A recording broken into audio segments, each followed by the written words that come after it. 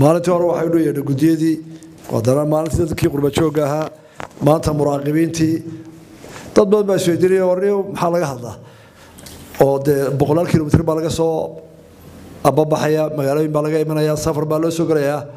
markaa dad badan baa isweydiiya maxay qiimo leedahay maanta kaliya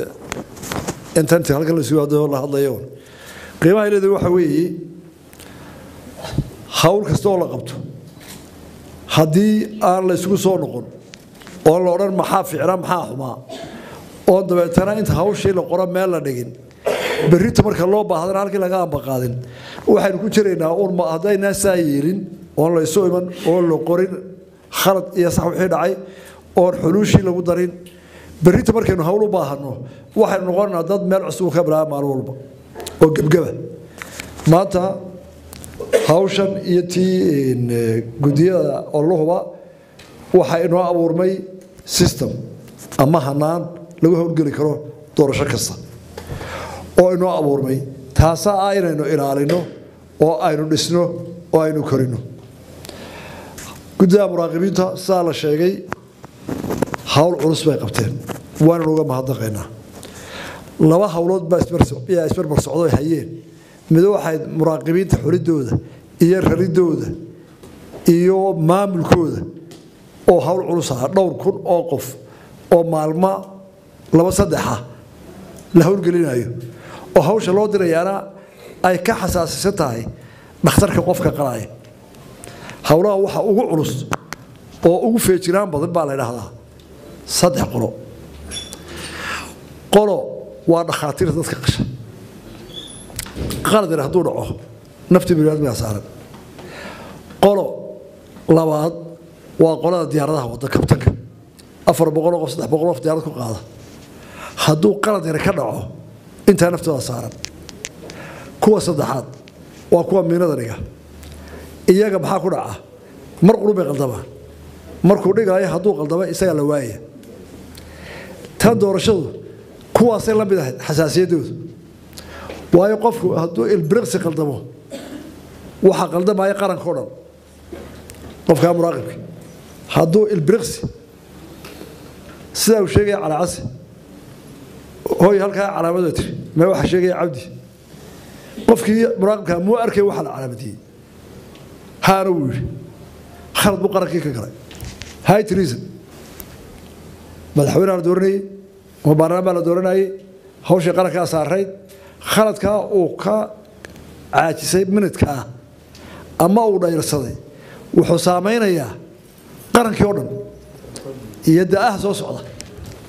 oo qofkaa muwaadinka codkiisu meel buu ku jeeday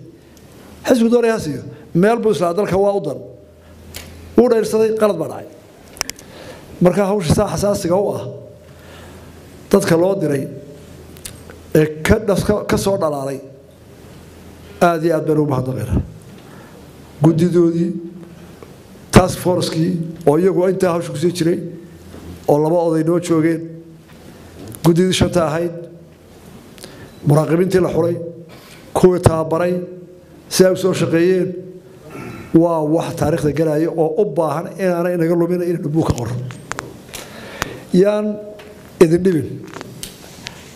ama ha la yaabina haddii wax la canaanto sideedaba bini aadmigu wuxuu jecel yahay inay wax lu soo dahaadaan isbeddelka way necbiin bini aadmigu marka habka cusub haddii odayaal la qaadan jiray oo rag waaweyn soo jeedi jiray oo loo qori jiray hebel ha loo dhigo iminka muhiimadda aynu u baahnayn dhallinyarada aqoonta inuu qaadin waxay ahayd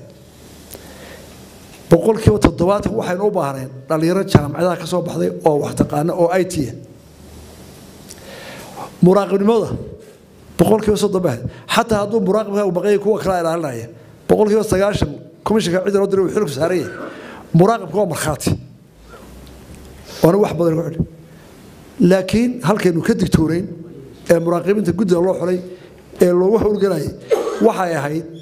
inaynu helno system dalka aan dib loogu murmin doorashada natiijada ka soo baxaysa taana waxaa fulin karaya dad aqoon leh oo waliba IT yaqaana oo feejigan oo dhalinyaro ah muu qaban kara nin kastoo weyn oo qaylaya odaygu haddaan IT ba aqoon ama telefoonka ama waxaan fahamsan muu karayn waa dhab marka ujeedada daa'irta loo qorayay waxay ahayd ilaalinta inaan muran ka dhicin sida dalalka dhacda natiijada soo bixi doonta oo markaa la qabto boqolkiiba boqol bay fuliyeen dhalinyarada hawsha loo diray warig baasiin 100% dalkay badbaadiyeen Soomaaliland bay magac u soo hooyeen qarannimada ay ku hirgeliyeen xisbigii bay awood siiyeen kalsooni wixiisa ku haysto qarankii oo dhan bay ku degay haddayna natiijada haynin oo systemkaasi hirgelin markay mudaharaada wadani ku kaway ma ka dhicilaa mudaharaad ka wanaar kulmiyaa dhicilaa ila labadii midna war ma hayeen mid ruux soo wax daafac wala isku jabina laakiin systemka ay dhigeen oo nagu mahadnaqayno dadkii farsamayaqaanka ahaa ee arrinta sameeyay systemka sameeyay oo aqoonyaha badan iyo hay'ado badan ay isugu tageen oo gudoomiye ahaa ama coordinator ahaa ee daahir dubad Ibrahim oo isagana ku amaanayo sidii hogaaminta ahayd xataa hay'adaha soo diyaarinayay systemka uu dhamaantood soo waafajiyay hadal la'aanta oo ay marka system la sameeyo tan oo kale taariikhi ah qolo kasta oo institution taqaanay qaabkan wax loo sameeyo system loo sameeyay oo tabarruc ku yimid oo kulmiye ah oo wada aqoon leh mid waliba wuxuu doonayay inuu ka qayb qaato historic event-ka arrinta taariikhiga inuu ka qayb qaato oo uu engineer-kii ka qayb galayahay ama hay'adiisa ama dukaankiisa ama shirkadiisa ka qayb gashay saddex afar baa yimid dhammaantood ka qayb galeen waxaan ku mahadnaa hogaamintii qolada gudida ah ee shanta nin ah ay sameeyeen oo technician-ka hogaaminaya ku ahaa specifically qolada systemka website-yada ah Ibrahim aad iyo aad baan ugu mahadnaqaa muraaqibiintaas hawsha state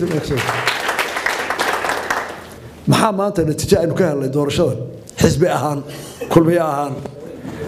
marka laga reebo guusha oo xisbigu gaaray lixaad kale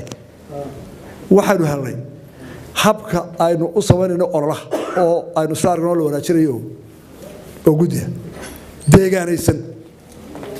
deegaanka dad yaqaana